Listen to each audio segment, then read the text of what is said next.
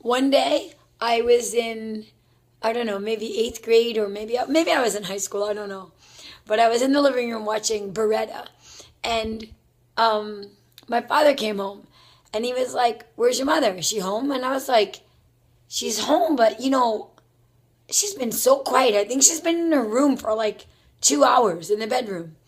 So he goes down the hall. I don't think anything of it. I'm watching Beretta, and then all of a sudden I hear like these screams, like screaming coming from my mother's room. And I'm like, what? What is going on? Screaming, like squeals. So I'm a little nervous because I can't figure it out. My parents weren't having the greatest relationship at that time. My father slept on the sofa every night. Your typical Brooklyn household. So they didn't really talk or anything. So, but it didn't sound like a fight either. So I kind of creep down the hallway and I edge into my mother's room screaming. She's screaming. But now it sounds kind of like funny. So I kind of peek around the corner, There's my mother in her bed with the covers up to her legs.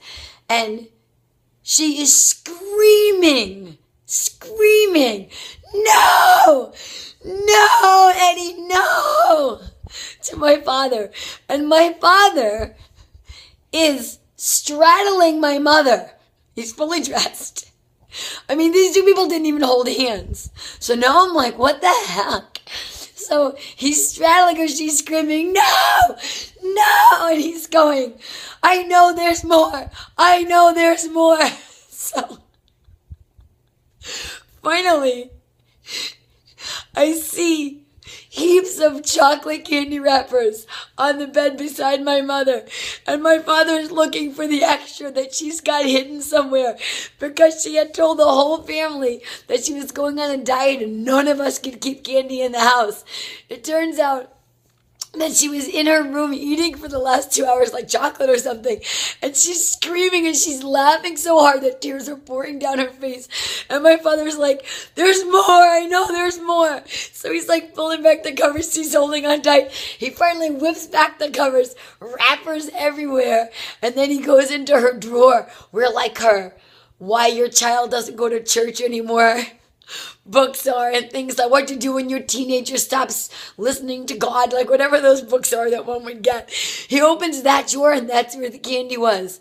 Oh my God, we laughed. So my mother was laughing so hard she couldn't breathe. My father was cracking up. I was cracking up. It is hands down one of the funniest days my mother and father and I ever had. Thank you. Bye.